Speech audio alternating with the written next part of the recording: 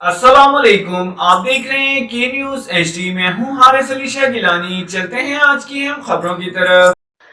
लिए चलेंगे साहिवाल रेड कार्रवाई anti corruption. Secretary union council रिश्वत लेते हुए रंगे हाथों गिरफ्तार कर लिए गए।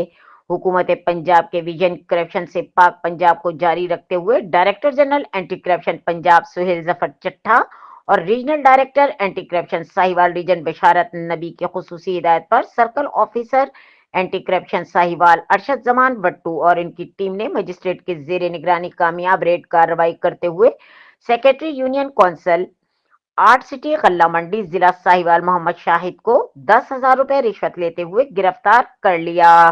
मुलजिम ने मुद्दई अब्दुल रज्जाक से इसके चचाजाद भाई की बेटी का बर्थ सर्टिफिकेट जारी करने के वज मुबल्लिग 10,000 रुपए रिश्वत वसूल की, जो रेड के दौरान मौके पर बरामद कर ली गई। इस हिदायत थाना एंटी करप्शन साहिवाल में बजरुम 161 ताज़ात पाकिस्तान के इंसदाद बदउनवानी एक्ट के तहत दर्ज करके मजीद तहकीकात का आगाज कर दिया गया।